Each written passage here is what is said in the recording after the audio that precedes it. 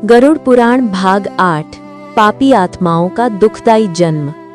गरुड़ पुराण, जो मृत्यु, पुनर्जन्म, कर्म और आत्मा के रहस्यों को उद्घाटित करने वाला एक महाग्रंथ है, उसमें भगवान विष्णु स्वयं गरुड़ को वो ज्ञान प्रदान करते हैं जो सामान्य मनुष्य की बुद्धि से परे है। इसमें बताया गया है कि आत्मा किस प्रकार विभिन्न लोकों की यात्रा करती है, कैसे अपने कर्मों के आधार पर स्वर्ग अथवा नरक प्राप्त करती है और अंततः नए जन्म में प्रवेश करती है। इस भाग में विशेष रूप से उस दुखदायी प्रक्रिया का वर्णन किया गया है जिसमें पापी आत्मा पुनर्जन्म ग्रहण करती है। आत्मा का गर्भ में प्रवेश। भगवान विष्णु बताते हैं कि स्त्री पुरुष के मिलन से जब गर्भ धारण होता है तब पापी आत्माओं को भी नया शरीर प्राप्त होता है। ये शरीर उन्हें उनके पूर्व जन्मों के कर्मों के अनुसार मिलता है। शरीर की संरचना की ये प्रक्रिया अत्यंत रहस्यमय और कष्टदायी बताई गई है। पहला, 3 दिनों में प्रारंभिक निर्माण।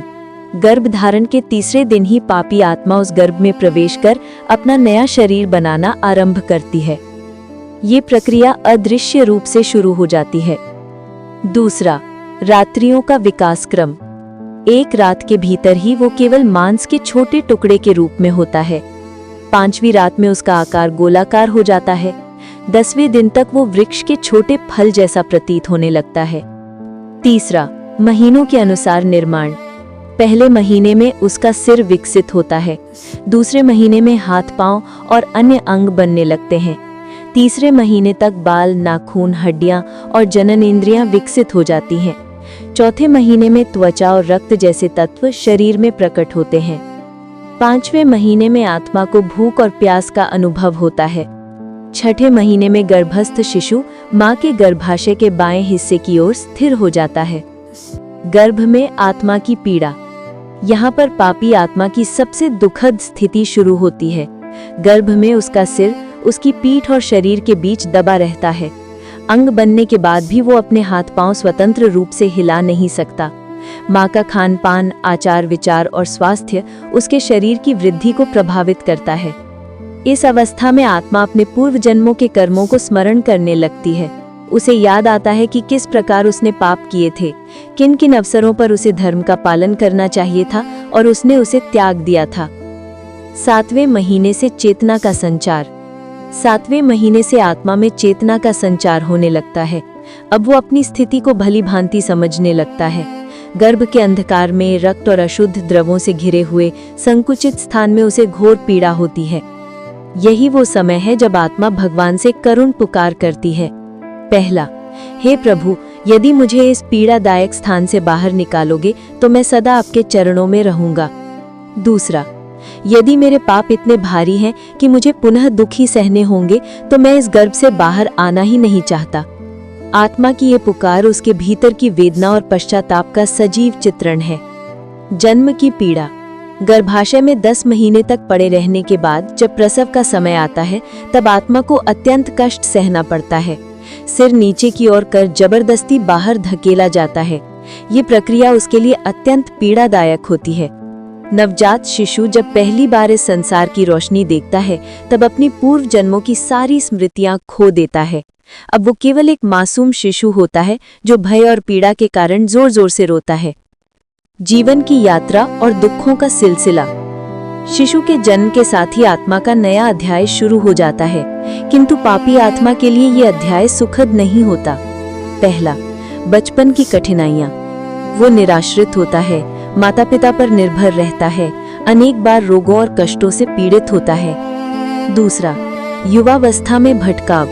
जैसे ही वो बड़ा होता है और उसकी इंद्रियां प्रबल होती हैं, वो बुरी संगत और पापमय आदतों में फंस जाता है। काम, क्रोध, लोभ और अहंकार उसके जीवन को नियंत्रित करने लगते हैं। तीसरा, वृद्धावस्था का दुख। जब शरीर बूढ़ा और दुर्बल हो जाता है तो बीमारियां उसे घेर लेती हैं। वो अकेलापन, असहायता और मृत्यु का भय झेलता है। मृत्यु और फिर नरक का मार्ग। आखिरकार जब मृत्यु आती है तो ये पापी आत्मा अपने पाप कर्मों के कारण पुनः नरक लोक में जाती है। वहां उसे 21 प्रकार की यातनाएं सहनी पड़ती है। इन यातनाओं को सहने के बाद वो पुनः जन्म लेती है।